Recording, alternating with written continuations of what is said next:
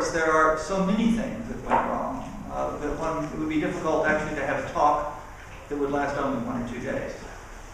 So I'm more interested here in outlining what I take it to be the central issue, which is the accusation that Marx had about Hegel, that Hegel, unfortunately, was an idealist, and that Marx transformed him into a realist. So here we are. This is just to give us a look. This is a picture of Hegel. Hegel in 1829. This is a picture sketched one afternoon at the Mendelssohn household. Felix Mendelssohn's sister Fanny had married an artist, Delphine Hensel, who went around sketching everyone. Heinrich Heine was there that day. Hegel was there that day. Edward Gans was here that day. And you might say history was knocking on the door of the Mendelssohn household as they all sat down to listen to a new string quartet by the teenage Wunderkind of German music, Felix Mendelssohn, who was also Hegel's student at the time. Marx claimed, of course, famously, he said, "I found Hegel standing on his head, and I put him on his feet." Now, of course, what counts as upside down and what counts as right side up depends on what attitude you're looking at. It could have been that Marx was upside down, Hegel was right side up, and Marx tried to turn both of them upside down. A cartoon of Marx rebuilding philosophy on top of Hegel's head, with Hegel looking rather sad. This is a cartoon, by the way, from the mid-1970s, from the New York Review of Books here. Now, what I want to argue very simply is that Hegel was right and Marx was wrong. That, in fact, you should stay an idealist and not become a materialist, as Marx said. Now, first, what was it that Marx found attractive in Hegel? What kinds of things did he and Hegel share in common? Well, at least 2 things, both of which I'm going to contest. Both he and Hegel thought that we could speak of entire forms of life. Hegel uses 2 different German terms for this. He sometimes calls it a Lebensform. That was the term also that Wittgenstein used. He also uses the term Gestalt des Lebens, which really means the same thing. This is a particularly Hegelian use. That there are entire forms of life that periodically from time to time break down. This is a key element of the Western experience of history. It is the experience of the loss of antiquity. That once there was a form of life, ancient Greece, with its own religion, its art, and so on, and it broke down. It broke down, it's gone, it's vanished. Nobody worships Apollo or Zeus anymore. And it got replaced by something else, Rome, which then fell apart and broke down. Turned out not to have worked. And then this was subsequently followed by the Catholic Middle Ages, which broke down, didn't work. So there's a fundamental experience of what, let me use the term, of what happens when a form of life becomes uninhabitable. That is, when the people living in that form of life can no longer see themselves in it. They cannot live out, cannot inhabit those positions. In particular, what Hegel thought was that a form of life becomes uninhabitable when the giving and asking for reasons in a form of life, when the reasons you give people for what you're doing, the reasons you demand from them about what they are doing, when those very reasons seem to become unreasonable, such that that whole activity of giving and asking for reasons suddenly becomes alienating, suddenly ceases to make any sense. Now, Hegel thought this out an entire path of history, showing how certain activities, certain social practices of giving and asking for reasons, particularly political, artistic, religious, and philosophical reasons, would break down. And when that breaks down, what happens is that people find themselves in a new situation that's different from the old one. Metaphorically speaking, Greeks found they could no longer really be Greeks. Metaphorically speaking, it is as if the Greeks suddenly were saying things like, "We do this because the gods have commanded it. Not a single one of us believes anymore in those gods or that they ever issued those commands. But this is the reason we still give for why we're doing things." Now, Marx said, you might say, somewhat convincing, look, the problem here, that really is the problem with Hegel. Hegel is an idealist. Hegel thinks that what we should look at is the reasons people give each other.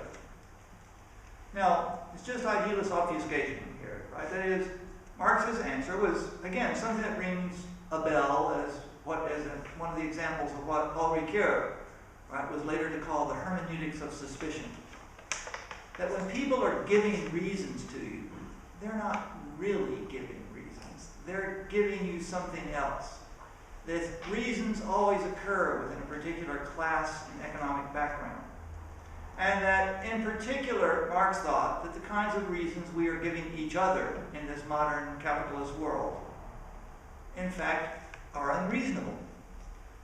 Look, capitalism, first question, why was Marx so anxious? Why was Marx so determined, right, to overthrow capitalism? What was wrong with capitalism, according to Marx? Well, really, there were three things he thought were wrong. First, capitalism poses as a system of freedom, but in fact it's a system of abject servitude. The worker is in servitude to the needs of capital, although in fact the whole rhetoric, whole ideology, the activity of giving and asking for reasons all revolves around freedom. So it's a system of servitude that calls itself freedom. Second, it's a system of exploitation. The entire system, Marx thought, is based on the exploitation, of course, everyone, you've heard this, the exploitation of the workers, right, by the bourgeoisie. As the old Soviet joke used to have it, right, that, you know, capitalism was the exploitation of man by man, but in communism it's the reverse. Here. Marx thought, no, there would actually be a way of eliminating exploitation. What was wrong with exploitation? Well, exploitation has four components to itself, Marx thought were wrong. First, you take a vulnerable population, paradigm case, children. You use them in child labor. You use them for something, to produce products at a cheap price. You harm them in doing so, and you benefit yourself. You exploit someone, not merely when you harm them, but when they are vulnerable, you use them, you harm them, and you profit from it yourself. A system based on exploitation, he thought, was simply irrational, unsustainable. So it's a system of servitude that pretends to be freedom. It's a system that is based on, right, a morally objectionable practice. And third, as Marx famously said, it creates its own grave diggers. It will ultimately destroy itself. It will create an uninhabitable situation. So Marx, looking at this Western experience of history, of course, said we're at a moment, he thought, that Hegel has not fully understood. We're at another moment of one of these classic breakdowns. And we begin to see this, of course, in everyday life. And what will happen here? Now, what will happen, of course, is that the productive powers of capitalism will grow, right? And that, well, first there'll be a stage of socialism and then of communism. What is so good about communism? Now, note, one of the things that Marx doesn't say, and I'll come back to this with Hegel, Marx thought, in fact, explicitly held in two different places, that there was nothing unjust about capitalism. Now, if you look at those three things here, that seems striking. This is a system of servitude, a system of exploitation that creates its own grave diggers, and there's nothing unjust about it. There's nothing unjust, Marx thought, because every form of life, every economic system creates its own rules of justice. In the capitalist system, it's right for the workers to demand more. It's good, it's perfectly right for the employers not to give it to them. There's just nothing unjust about this. Rather, communism is supposed to be a place where something else occurs. And again, Marx admittedly left it fairly unclear, but there were at least three aspects, supposedly, to what was going to be better in communism. First, there would be a lack of external control. That is, people would be able to direct their lives without being controlled by something, I'm going to speak very vaguely, outside of themselves. I'm going to leave it vaguely like that because I'm going to come back to what that inside-outside bit might mean. Second, not only will they not be controlled from something outside themselves, society will operate as a kind of spontaneous harmony. There will be lots of different individuals. There will be lots of different personalities, lots of different talents, but these talents supposedly now will spontaneously coordinate with each other. And again, a very attractive picture. There are many out there, you can give lots of examples of, say, being at a group where people spontaneously coordinate with each other, let's say, to help clean up something on the street. Everybody just takes part. Nobody has to give anybody orders. Everybody's just paying attention to the other person. And everybody feels free, lack of external control, nobody's ordering you around, and there's a spontaneous harmony that's established. And thus, only in communism will each person be able to be said to follow his or her own law. Once again, piece of spontaneous harmony. Let's say you're with a group of people, you suddenly decide to throw a party. Everybody brings some people bring the drinks, some people bring the food, some other person brings the music. Everybody has a great time. Everybody helps the whole group clean up afterwards, and it's terrific. And at the end of it, everybody was, as we used to say in the 60s, doing their own thing here. Yet everybody was nonetheless cooperating with everybody else here. Now, this was not supposed to be a system of idealism. This was a system of materialism because it was based on a theory of productive powers and so on. Now, Hegel, what I want to say, look, on this view, as I've outlined, it's pretty clear that what Marx thinks is that Hegel got some big parts of the picture right, but remained an idealist. Hegel didn't understand that really what's at stake are the productive economic powers of society, the social forces that are driving this kind of activity of giving and asking for reasons. Hegel was an idealist, of course, right? And this is captured most famously in one of the most often quoted lines in the Phenomenology of Spirit, Hegel's great breakthrough work that he wrote in 1807. Hegel always told his students that he considered the phenomenology to be this, quote, voyage of discovery, is in Deckungsweise. This is where he really thought things out for the first time. It's an astonishing book if you've read it. It's a first draft. It's written in less than a year. It's written by a man at the very kind of bottom of life at this point. He's lost his job. He has no prospects for the future. Germany is falling apart, right? War with Napoleon is imminent, so on. There's just no good outlook for him. So he writes the Phenomenology of Spirit. Very good point. The truth is to be comprehended, he said, not merely as substance, but also equally as subject. And I put up a picture I simply found on the internet. This is a complete historical fabrication. This is supposedly Hegel tipping his hat to Napoleon, who you'll notice, by the way, notices is Hegel. Hi, Hegel.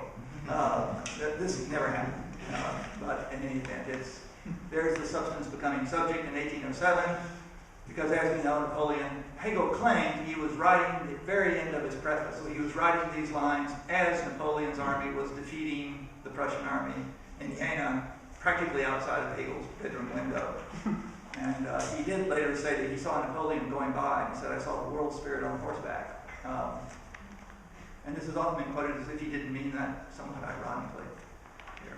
So the truth is to be comprehended as substance, not merely as substance, but also equally as subject. No, not merely as substance. Not that the truth is not to be comprehended materially, but also equally as subject here.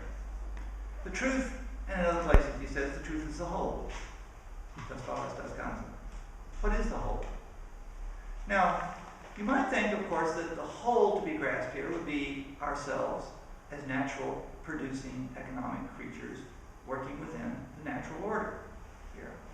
That nature, really, our natural constituents, our natural components here, should be the things that will be determining this. And that ultimately a theory which located us in nature would be the theory that would best grasp what it meant to be a substance, and perhaps also equally a subject. But what is now nature as a whole here? Hegel holds a doctrine that I call, somewhat whimsically, a disenchanted Aristotelian naturalism. I was looking around for a picture to illustrate this, and I couldn't find anything better. This is a cartouche outside the house in Bamberg where Hegel actually finished up doing all the proofs for the Phenomenology of Spirit, where he was living with a friend. So a small crawfish, a Flusskrebs, as they call them in German here. And this, for nothing else than its whimsicality here, I decided to put it as a symbol of Hegel's disenchanted Aristotelian naturalism. What does this phrase mean? Look, one of the things that Hegel said, just again to outline the views as opposed to giving a full argument for them, is that we must understand that we can no longer believe in nature as an overall teleological whole. So to understand something teleologically, this is going to be very important for his theory of history. To understand something teleologically is to understand something as aiming for a purpose and doing something in order to satisfy that purpose. Now, if I was asked to explain, say, why you went to the store yesterday, and if the answer is in order to buy some bread, that would be a teleological explanation. You did this because you were aiming at that, and you did this in order to do this. Nature, as a whole, does no such thing. Nature, as a whole, aims at nothing. Nature does not mean anything. This is what we have learned from Galileo and Newton and modern chemistry. And although Hegel was writing too soon, we have finally learned this also from modern biology. Now let's call this a disenchanted nature. The term disenchanted, of course, comes not from Hegel but from Max Weber. This is the term that Max Weber later used. That is, we can no longer think of nature as being animated by a purpose. So if we are looking for orientation, we cannot look to nature. I say looking for orientation. This is, of course, a term taken from Kant. Kant's essay, What Does It Mean to Be Oriented in Thought, gave one of the, I think, the best descriptions of philosophy that's probably ever been given. Kant says, remember, when we find ourselves in a very dark room with no light, we seek orientation. So what do we do? We look for a familiar landmark. So the room, all the light goes out. I feel the desk. Okay, if I know if the desk is here, then the wall should be over there, and the door should be to the right, and there it is. I look for orientation by finding familiar landmarks in the dark. The problem is that when we leave the realm of experience and we ask what things are like as a whole, we ask what the world is like as a whole, we are, metaphorically, in the dark. There's nothing to hold on to. When we leave experience behind and we ask, are we free or are we determined, for example? It's hard to get. What philosophy does is, in this darkness of pure reason, is start looking for handholds, something to orient us here. Now, for several thousand years, Europeans have thought that nature provided such an orientation.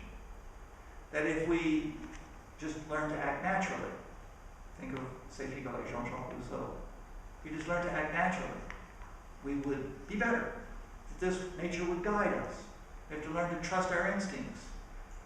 But this supposes that there is a place for us in nature to be guided by. If nature has no aim, if nature means nothing, then nature cannot orient us. Now, to call this a disenchanted nature, therefore, might seem to suggest that, therefore, since nature has no overall purpose, there are no purposes in nature. False. In fact, actually Aristotle, not the moderns, Aristotle was right on this. Aristotle was wrong on one other thing, but he was right on this. There are purposes in nature. That is, for every organic living form, there is something for that animal or plant that can be good or bad for it. Something that can be good or bad for it. I have a slide on this. Just leave it that way. Good or bad for it. How so? Well, the key example here would be the concept of disease. So you have to ask yourself the question, is disease a reality? Or is disease only a way that we human beings happen to describe things? Now, an animal is diseased when it is being interfered in its proper functioning by some internal state of itself, generally caused by some other organism or infection or something going wrong. Something has gone wrong. A purpose such as procreating, or a purpose such as eating, or fleeing from a predator is being interfered with by virtue of this. As Hegel says, a stone or a rock cannot become sick. An animal or a plant can. This is to say that there are things that can be good or bad for animals. Now, what's good or bad for an animal is really reducible more or less to a couple of things, which is not getting eaten by something else and reproducing and recreating the species for animals here. But nonetheless, there are, so Hegel thinks, purposes in nature. The difference between animals and humans is twofold. The animal, he says, has a purpose before it. Say, get food, right? I'm hungry, I must eat. Animal has a purpose, but it doesn't know its purpose as a purpose. It's, Kind seinen Zweck nicht als Zwecke, as Hegel says in the German. Doesn't know its purpose as a purpose. Human beings know their purposes as purposes.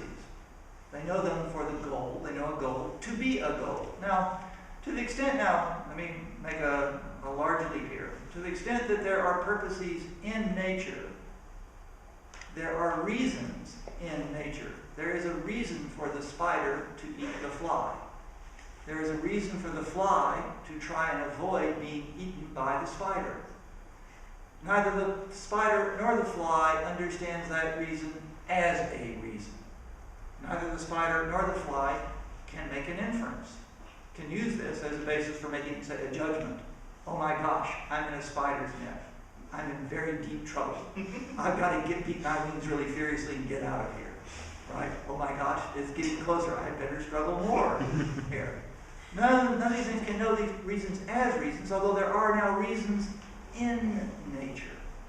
But to use another great metaphor, Hegel says these reasons are asleep, right, metaphorically. They're not there actively as reasons. Now, although there are purposes and reasons in nature, this doesn't follow that nature itself is rational. That is, again, nature as a whole doesn't add up to anything. It's just a bunch of events going on. So there is a kind of limited meaning, a limited, to use a current buzzword in philosophy, a limited normativity at work in nature that doesn't cohere with itself. And one of the ways to look at this is to say that nature cannot organize itself into any better or worse way of being. It doesn't make any sense even to say of nature, can't you be a little better as a whole? Here. So there are purposes in nature, but nature has no purpose. There is a normativity at work in our natural material life, but this is not enough to orient us. So, question, what does it really mean to act from a reason, to understand a reason as a reason here? Now, to understand a reason as a reason, this is, for those of you who have worked in the metaphysics and philosophy of action, here, I will just indicate something very generally because I don't want to go into it in a whole lot of detail, although we can return to it in questions if you like. In the current debate about the philosophy of action, here, it is often said that what causes a person to act is their mental state, what's going on in their mind. So this is a naturally suggestive idea. For example, I feel hungry, therefore I am caused to go look for food. Or I feel angry, so I'm caused to yell at you.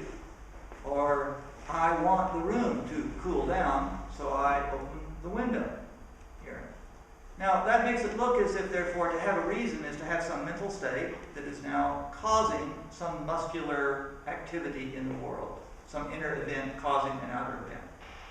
This is, of course, the wrong way to look at it, Hegel says, because the causal relation, and here I'll give you not so much Hegel's extended argument, but a kind of intuitive, natural language argument. This causal relation holds between a substance and its action. When the lion leaps on the gazelle, we say that it is the lion that leaped, not the lion's mental state that leaped.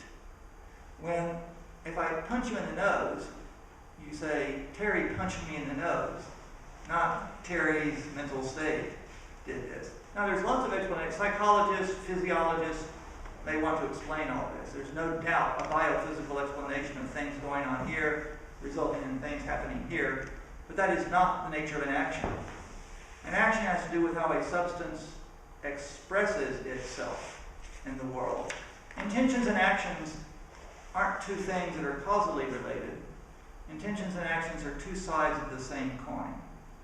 Once again, a quasi-Aristotelian idea.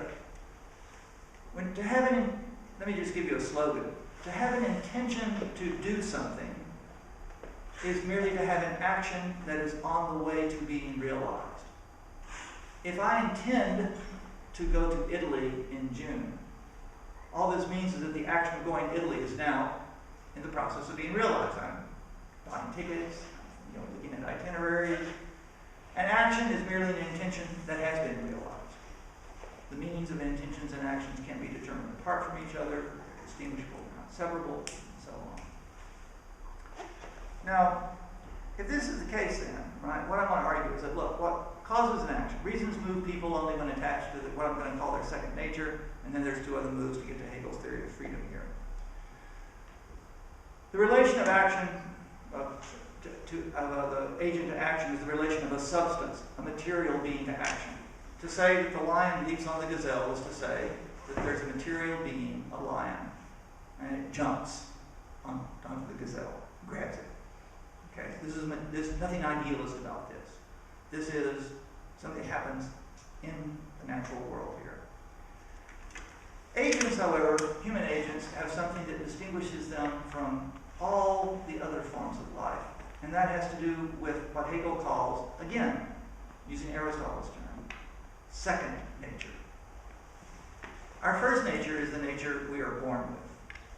These days, under the influence of computer technology, at least in English, we say it's the nature we are wired to have.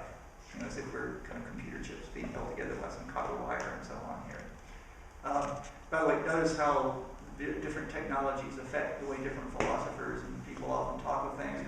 In the days when all people had was a few writing instruments, Locke said the mind was a blank slate. People began later talking about it as if we were clockwork.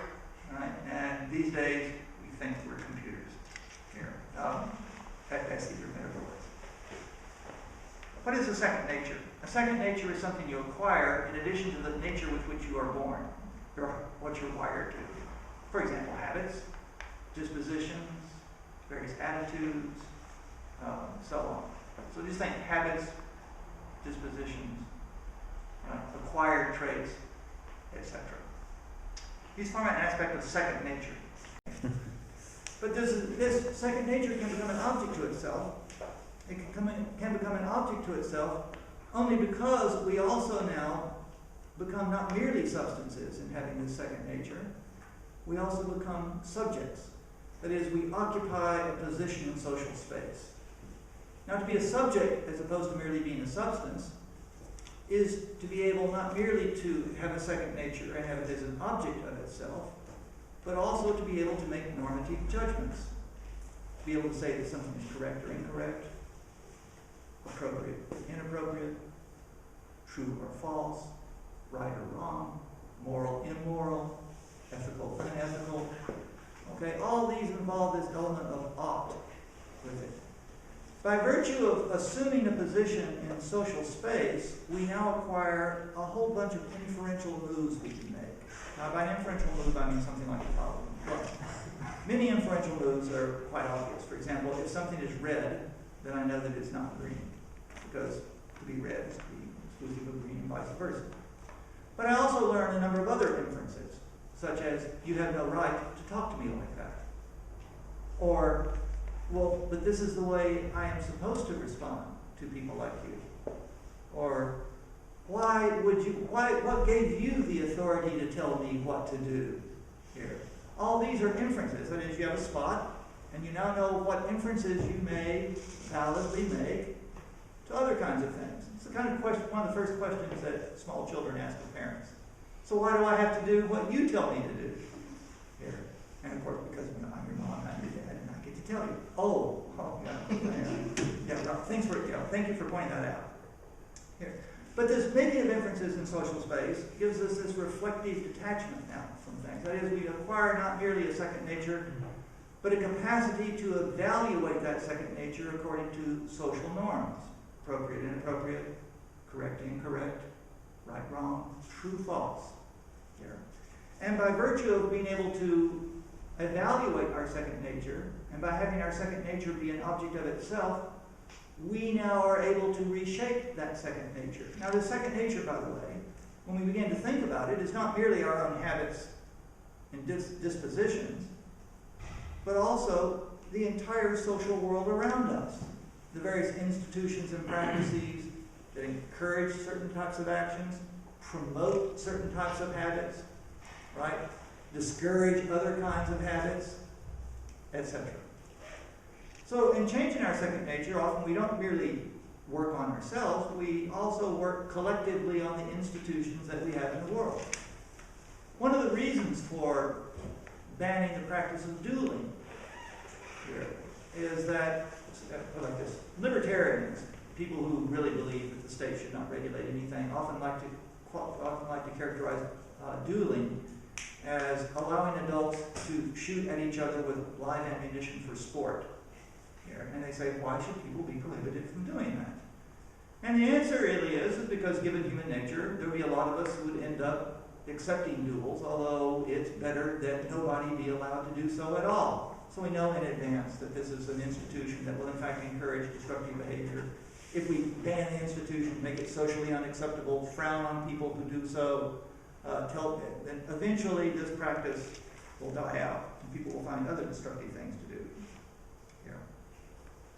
Now, because of this kind of social nature, we can reshape our second nature, though it's very hard to do. It is, after all, nature. Nature doesn't move very easily according to our wishes or whims and so on. It's hard to change ourselves. And what we have to do is develop new reflective practices. Now, here are two conditions Hegel thinks have to be met. Sorry, because I'm an Apple user and this is a PC here. So, this is one of these great contradictions of the modern world here. What causes an agent to act? Hegel thinks that there's always a cause of your action. What causes you to act is your nature, your second nature. If I ask, why did you do this? It's because of what you are. When what causes you to act makes sense to you. Now, this is a weasel word here. I'm leaving this purposely vague at the moment. When that makes sense to you, you are, as Hegel puts it, at one with yourself. So you're doing this. So you might be, say, sweeping up the floor after dinner, let's say. And I say, why are you sweeping the floor? I always sweep the floor. Why? Because I'm sweeping. Why would you be doing this? Well, because it seems, I'm not hurting any about this. You are at one with yourself. You don't feel that there's anything at all odd or inappropriate or normatively wrong about what you're doing.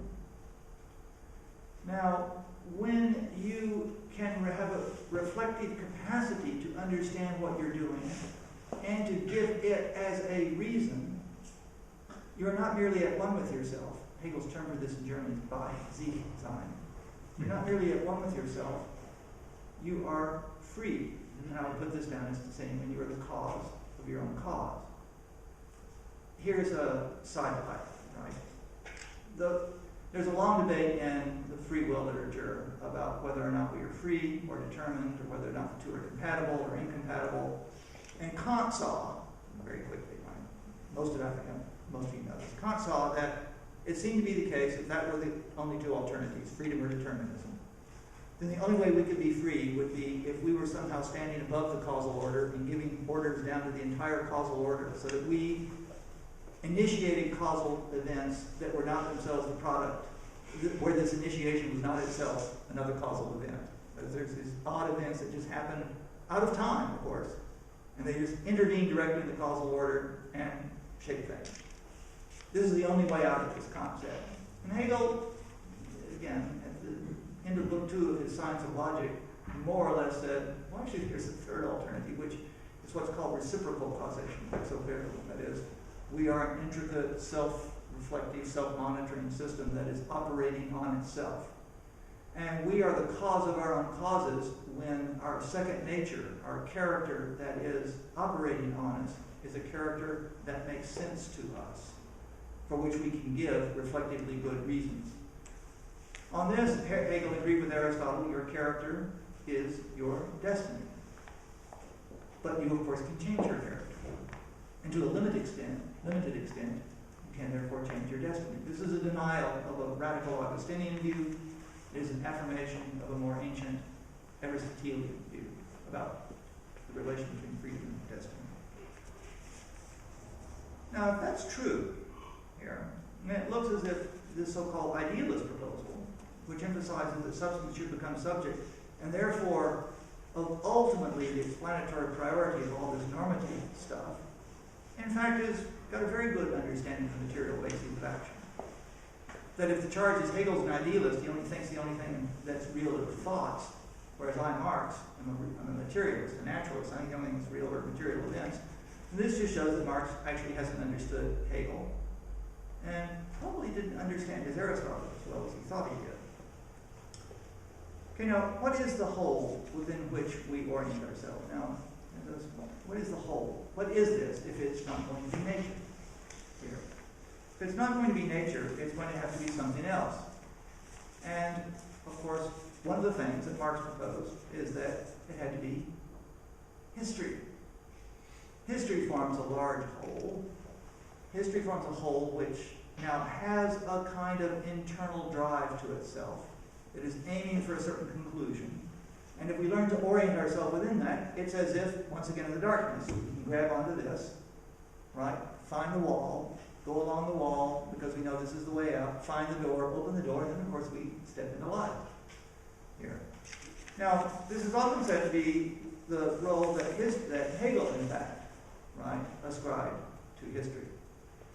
Now, of course, by now you can fairly well guess where this argument is going. Look, one of the things that's quite clear about history for Hegel is that history, like nature, is not aiming at anything. This does not mean that history has no purpose. History, there was never anything in history, say, called the world spirit, which had a goal. It was headed for that goal, and sometime around 1789, in the French Revolution, it realized it. It took a few more years for it to understand what it had done, 1807, after Hegel wrote his Phenomenology. But then history had succeeded and kind of, congratulated itself, and everything's been fine since then. This, of course, isn't Hegel's view. Look, there never was, on this view, there couldn't have been a large subject, right, guiding history. It was aiming at anything. It was rather a series of human forms of life which broke down for reasons that at the time those people could not understand themselves. There was a series of successors to those forms of life that first consisted of the people who just found themselves in this chaotic situation where the old rules had broken down and weren't sure where. They knew that they had to go somewhere, and they started going in this direction. And then finally, after the French Revolution and the proclamation of the rights of man, according to Hegel, we now have a way of philosophically comprehending what meaning that history may have had.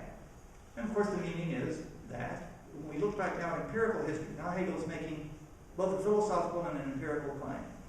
He is claiming that when we look at the history of the world, we will see that among all the other changes that have gone on, right, there's huge amounts of changes in technology, eating, culture, everything else. There's at least a large philosophical question that has always been raised, which is the one that Aristotle raises in the Nicomachean Ethics and in the Politics. And it's the question of who has the right to rule. Plato raises this in the Republic also, obviously. Not who does rule. That's an empirical political science question. Who has the right to rule? Who has the right to create the law that other people must follow? And Hegel says there really, as it turns out, when we look at history, it turns out there were three and only three alternatives. Either one person, say the emperor, the pharaoh, one person has a right to set the law, and everybody else must follow it. Or a group of people, some, set the law, aristocrats, let's say, male aristocrats, set the law, and other people follow it. Or all of us set the law, and we all equally contribute to following. Now, this is Hegel's famous shorthand he would give his students. He would say history has a progression. One is free, some are free, all are free. Here, right? Those are the only three possibilities. One, some, all. The empirical study of history, he says, actually shows us that something like this is the case, and this begins to give us now an answer to Kant's question. Kant asked, who could be the author of the moral law for oneself? Who could tell you the right and wrong thing to do except for you yourself? You must therefore be a self-authorizing being. But there are no self-authorizing beings. First of all, it's a logical contradiction because even as Kant himself came to see, if the only way you can be subject to a law is to impose it on yourself, then you have to ask whether it's rational for you to have imposed that law on yourself. And you can't appeal to that law and to show it, so you need another law ad infinitum. Here. So there can be nothing like this. Kant, in his critique of practical reason, realizing that this was a paradox, said this is just the fact of reason. Faktum der Vernunft.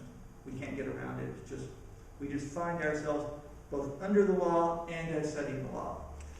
But Kant used the same phrase that he shared, actually, he took from Rousseau. He said, in the true moral world, we'd have a kingdom of ends where each would be both sovereign and subject. In the ideal world, each of us would be in a situation where I give you all the rules. I tell this group what to do. But at the same time, every single member of this group is telling me what to do. Now, there's a back and forth, a kind of give and take about this, and what Hegel thinks happened in the French Revolution was something of monumental importance that had first been announced by this, insignificant man, carpenter from Nazareth, Jesus, a couple of thousand years beforehand. Jesus had said, everyone is equal in the eyes of God. The rights of man said, that's true, and actually we can make everyone equal. Not in the sense that everyone will have equal powers, or that there will be no differences of wealth, but that every person is now entitled to an equal dignity, an equal treatment of decency, that we are all now cooperating in this kind of way of thinking about things.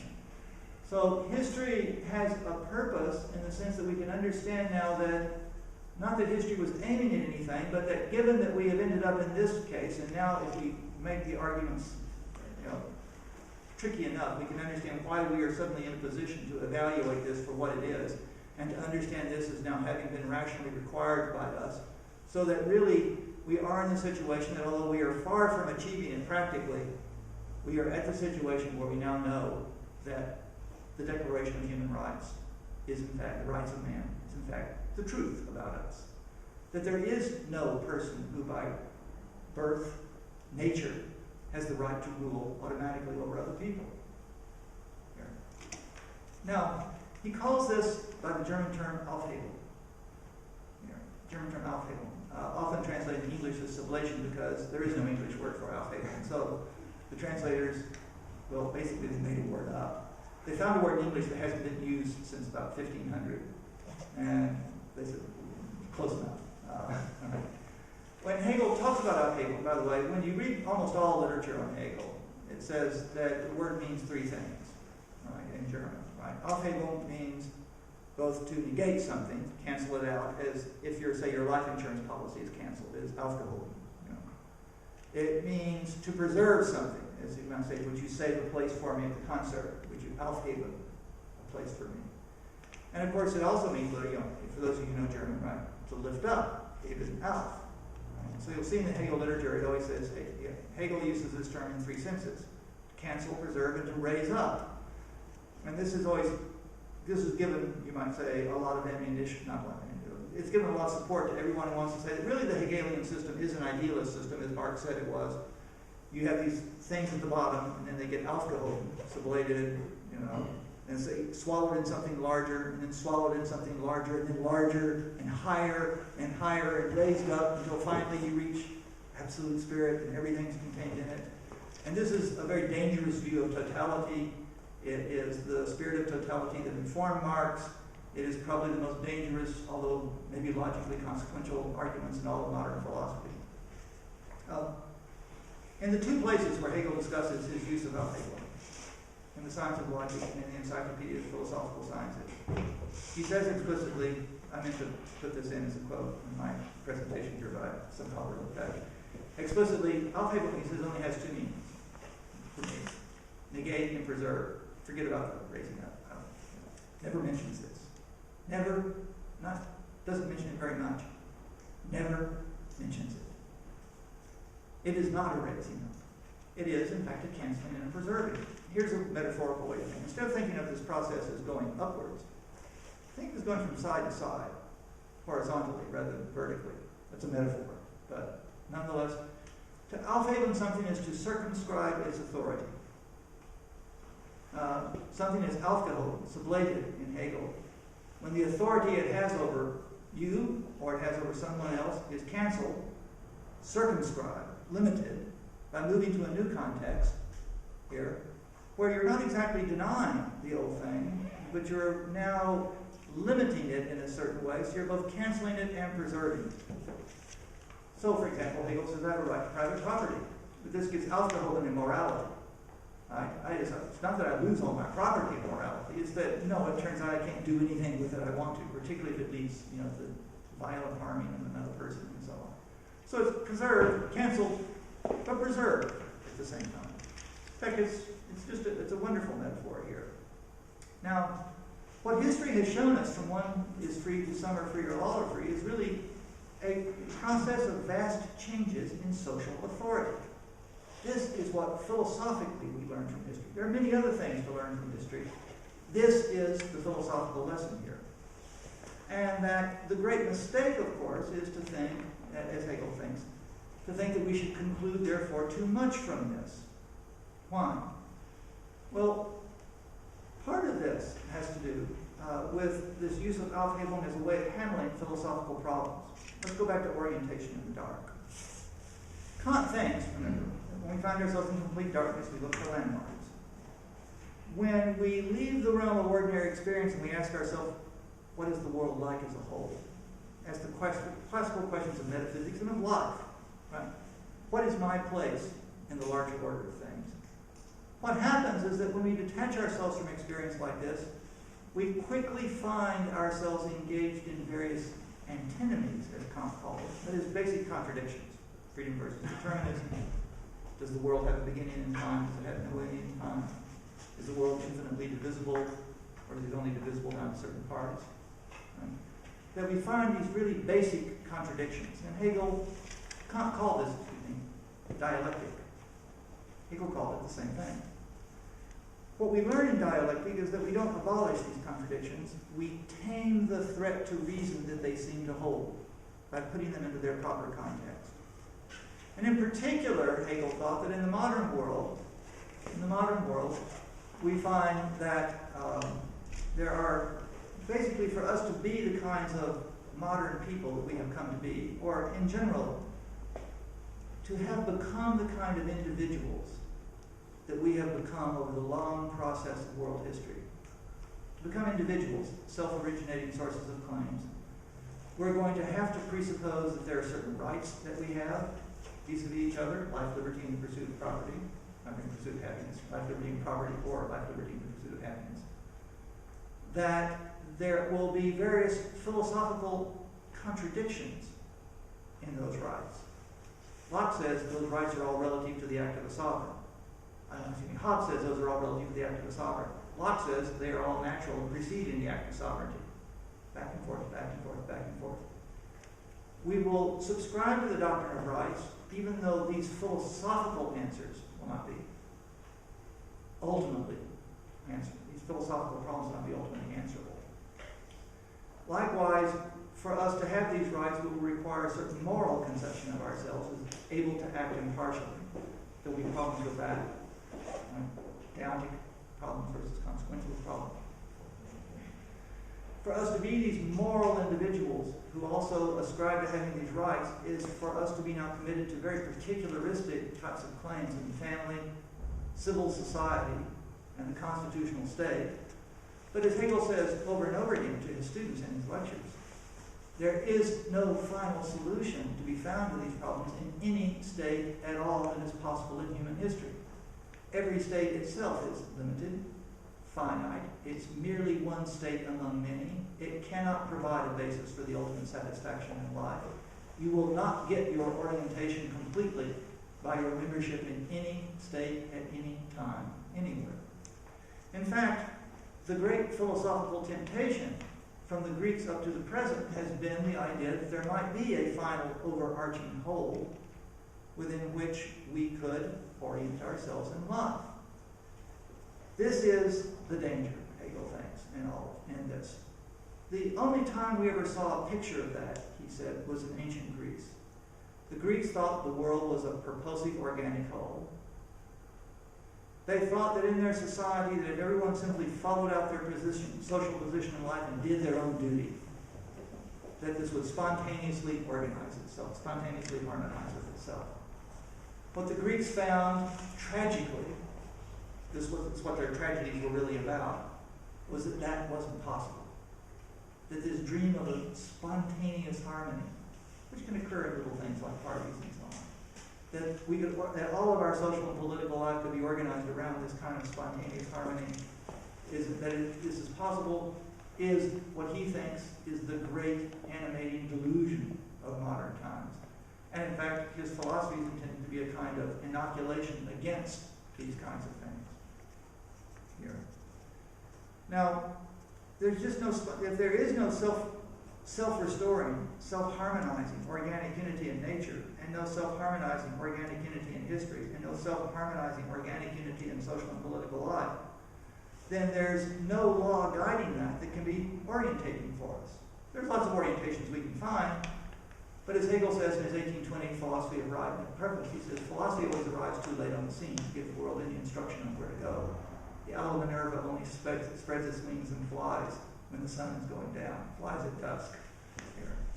We can be oriented, but ultimately the kind of totality that philosophy gives us, which is a totality in thought, as we stand back now and we ask ourselves, how do we justify all these things?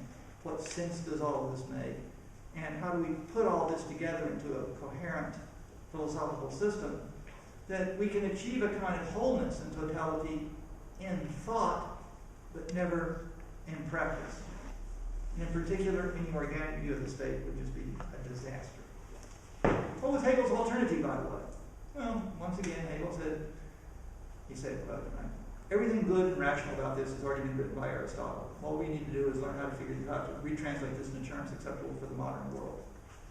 As Aristotle, so he puts this here, this is the point of view of right. Individuals have the right to administer their own resources, and so on. I've had this up for a while. I'll come back to this in just a second here. The quote from Aristotle says, the best society is one run by a society of equals, that is, of the middle class. The worst thing that can happen to a society is that you have vast gaps in wealth. Why? Because the rich think everything is purchasable.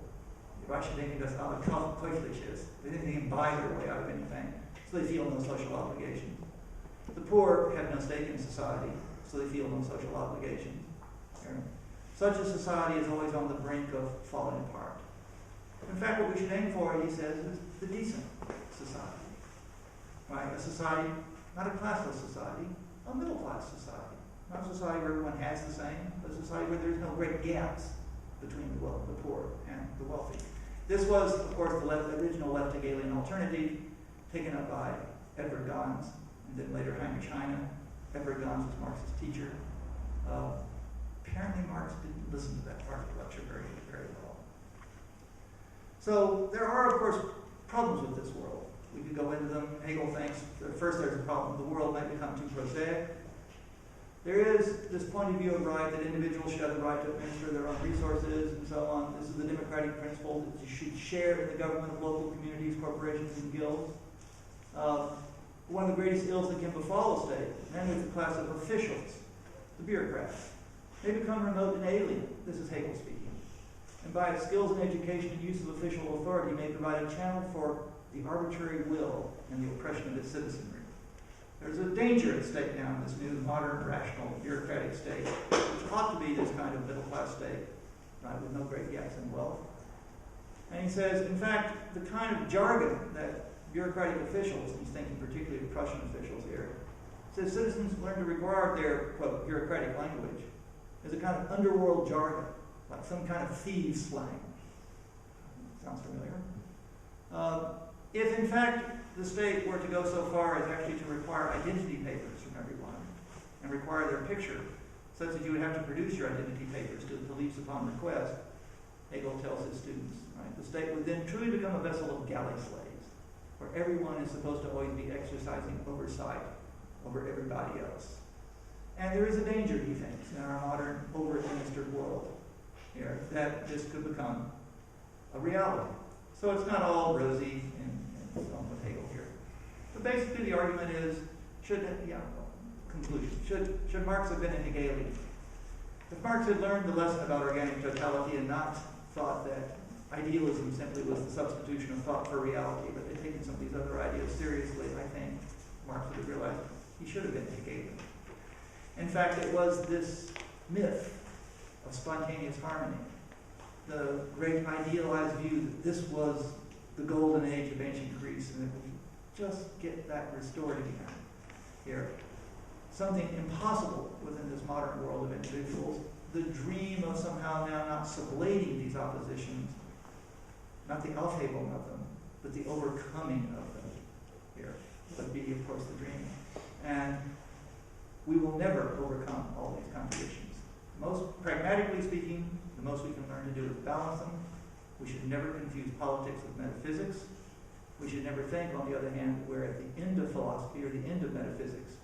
As Kant said in the very last part of the Critique of Pure Reason, after having spent 700 pages trying to demonstrate that philosophical metaphysics was an impossible enterprise and was bound to fail, it's actually rather striking. After the last 2 pages of the book, Kant says, "So, shall we give up doing metaphysics?" He says, no, we'll always come back to metaphysics like to an old lover after a quarrel, right? Knowing that we can't do without each other. Well, that's more or less, I think, what you might say the Hegelian view is. In that respect, he shares this with Kant. Should Marx have been Hegelian? Of course he should. That's Hegel at his various stages, as a 19-year-old student at Tübingen, and a 31-year-old man in Jena, and a 60-year-old man in Berlin. Thank you very much for your attention.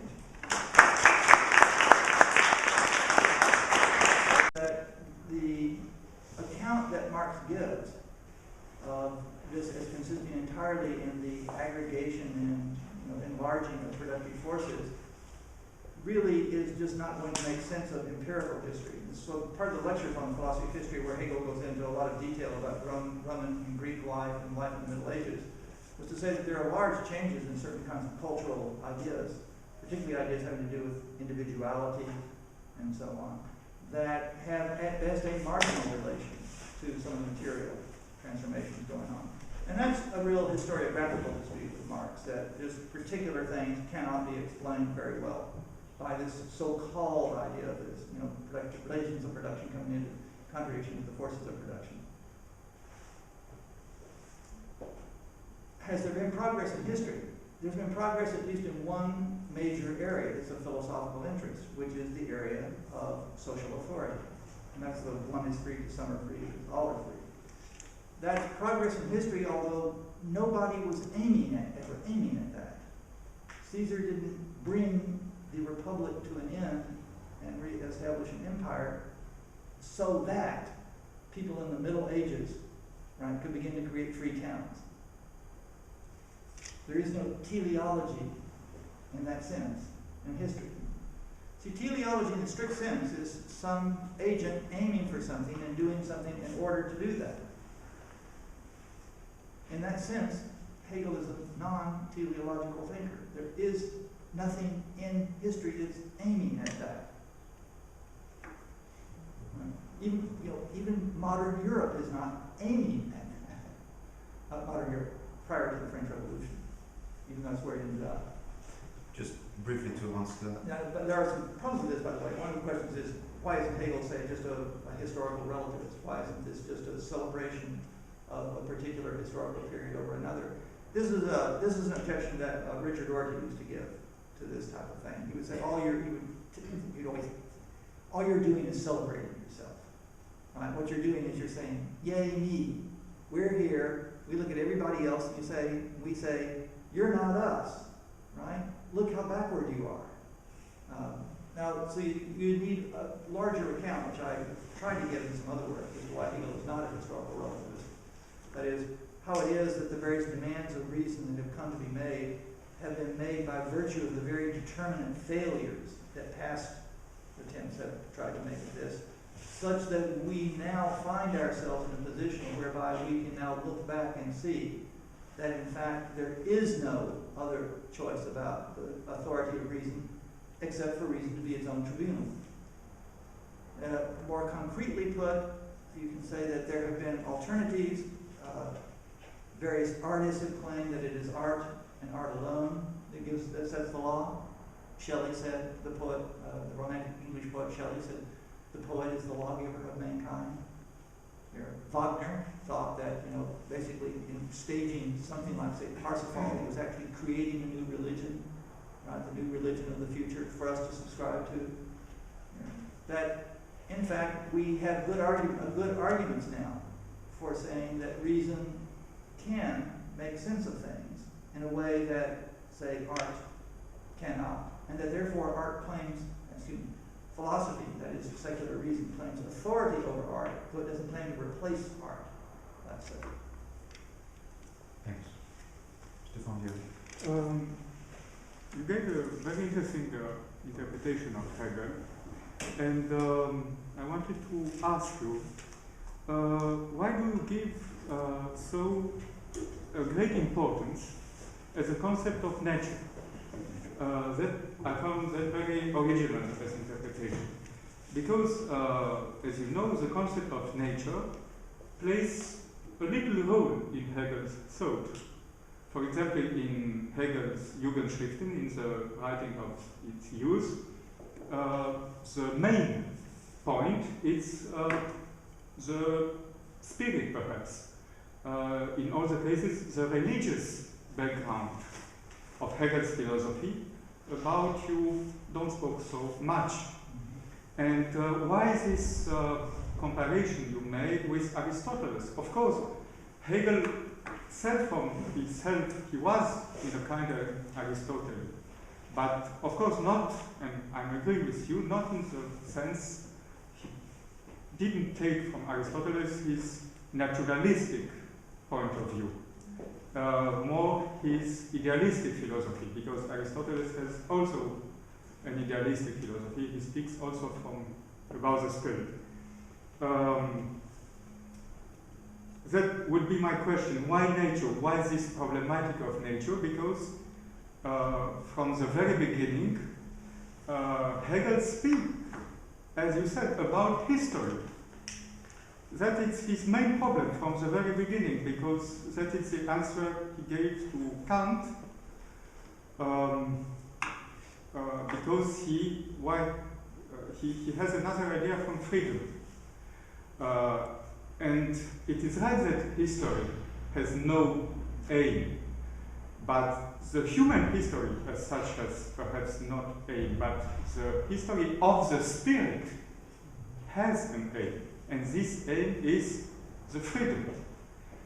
And man has to participate at the history of the spirit. And I would like also to ask you, would you agree to say, then when we speak from the history, in a Hegelian sense, we should speak about the history of the divine spirit? And this is perhaps the reason for, in a Hegelian point of view, Hegel is right and not Marx, because, of course, for Marx, the divine spirit has no sense. He has another choice to speak only from the human history. But that is, as you said very well, the idealistic background of the Hegelian philosophy. He moves himself in this not teleological, but theological problematic as a Christian philosopher. Would you agree with that? And for this reason, of course, that is my objection. Perhaps I'm not sure that for Hegel, what we say when we are the causes of our causes were free. I wonder if that it's not more a Kantian definition of freedom. Because for Hegel we are not causes of our causes. Because God, the Spirit, is a true cause, and we have to participate to understand the causes who are already here. We are not the causes of our causes. The causes are given, and the finite subject has to become infinite, has to become God, by understanding the causes, not by producing them. We don't produce the causes. We are not the causes of our causes, because we are from the very beginning in the world, as you said, and that is in the Spirit. Thank you. This is a rather weighty set of questions. Look, let me just mention a couple of things first, just as background. When you talk about the Jugendschriften, it depends on how Jugend, of course, the Schriften you're talking about. And the first piece, okay, the Frankfurt things have very little to do with nature, a lot to do with human love, some to do with Hegel, the spirit of Christianity and so on that's written in the very end of the Frankfurt period. Part of this depends on how you look at Hegel's development. The Frankfurt period ends around 1799 because he then moves, actually he shows up in 1801 in Jena by finagling an invitation from Schelling, his breaking with his great friend Harold and so on. One of the things that happens in the writings from 1800, for those of you who forget the date, the Phenomenology is published in 1807. It's written in 1806 and published in 1807. It's actually being published as it's being written. For those of you who don't know the story, Hegel has promised, the publisher won't give Hegel the money for the book until at least half of it's been written. And Hegel keeps saying, well, this is half. And he says, the publisher says, I'm not sure about this. And Hegel says, well, hold on, I'll write some more. Says, okay, that's half, right? And it just goes on and on and on, right?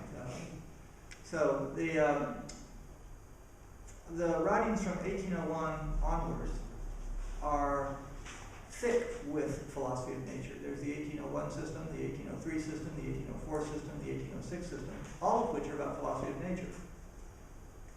In fact, the lectures that Hegel is giving, the last public lectures that he gives, which is now called the Jena System 3, or Jena System 4, excuse me, that he gives in 1806, as he's writing the Phenomenology, the largest part of that series of lectures is on philosophy of nature.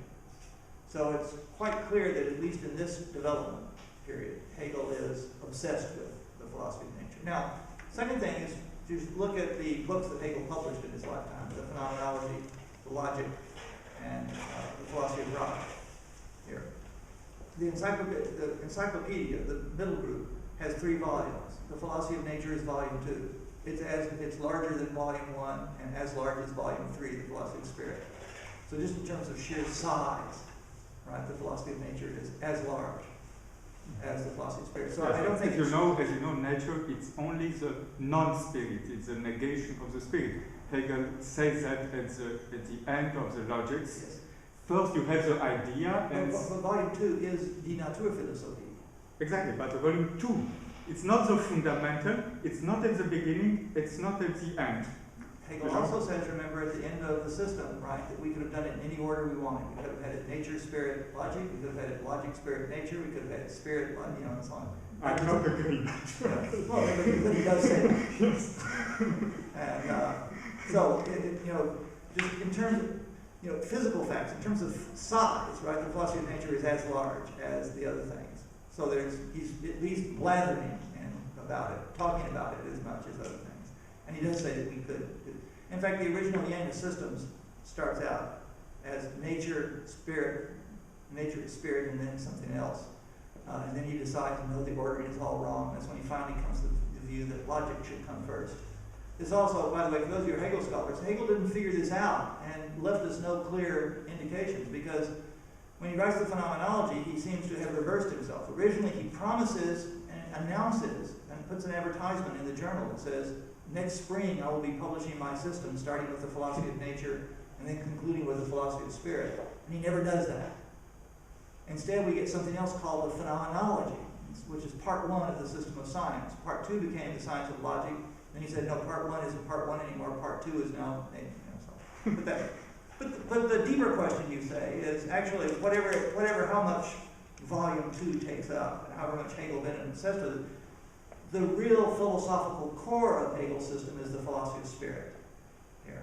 And what does that have to do with Aristotle and things like this? Well, one of the features of this has to do with, let me see if I can back up on this. One of the features that has to do with Hegel's continual reappropriation of Aristotle. There's lots of biographical detail for this. And in fact, this was actually, I think, fairly well known in Germany. When Carl Friedrich Bachmann does his review of the phenomenology after the book appears in 1807, famously he concludes, he says, we have seen the modern Plato and Schelling. Germany now has its Aristotle, right, which is Hegel. It's the German Aristotle. Hegel didn't dispute that.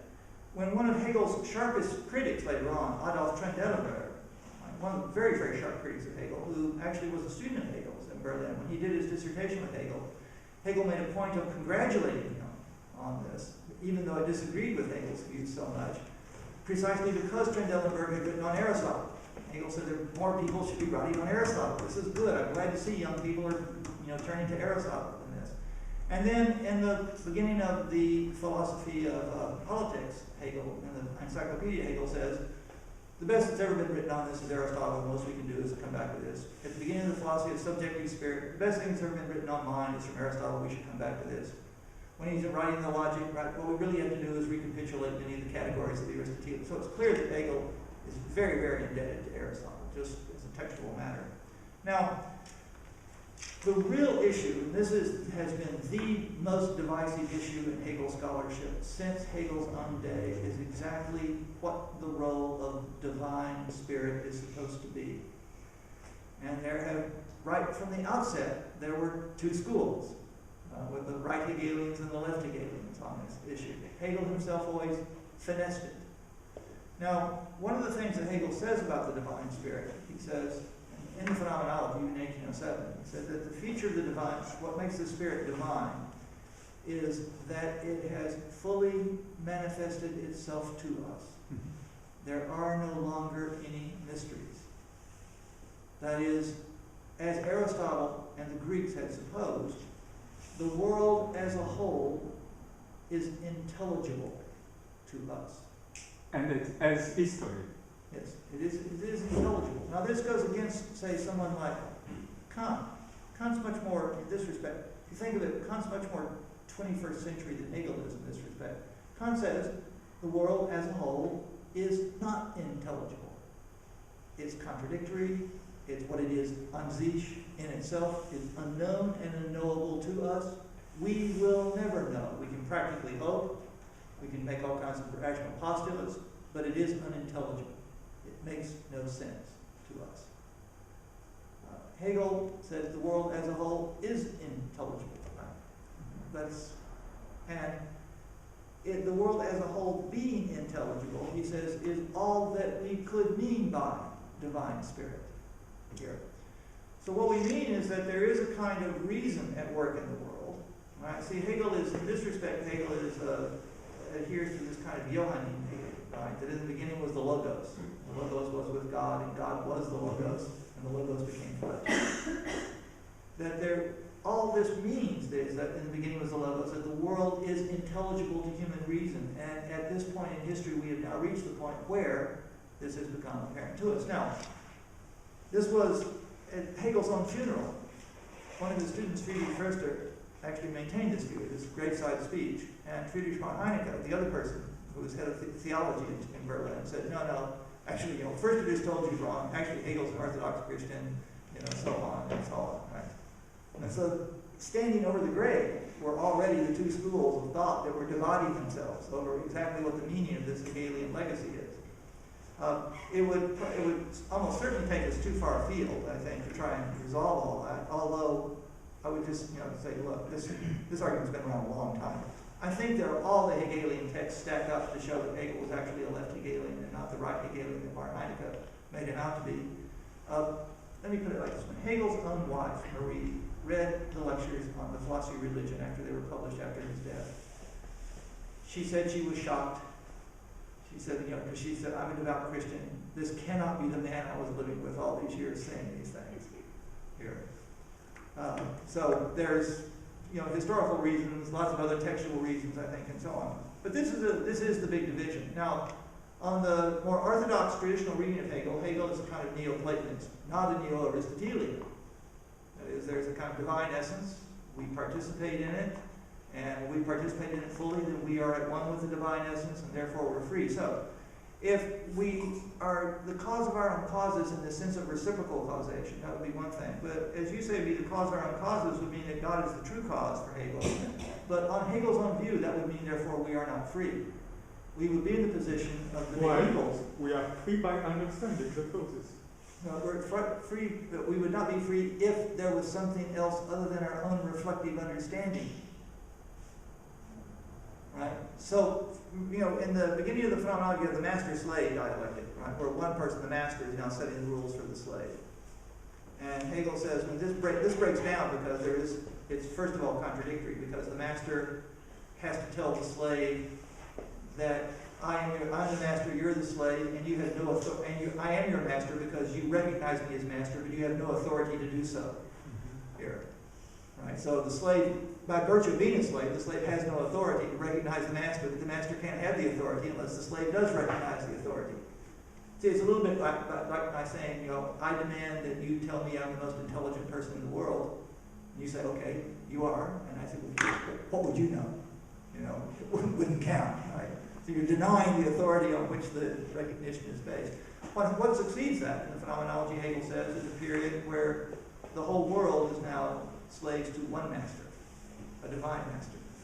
And that, he says, fails. It breaks down into stoicism and skepticism and the unhappy consciousness, despair. What Pinkard later called despair. So I think even in that passage of the phenomenology, you would see that Hegel at least is rejecting that kind of Neoplatonist understanding. But now, a lot turns on whether you see him as the German Aristotle or as the German Plato. I think the position you just described to Hegel actually is Schelling's position.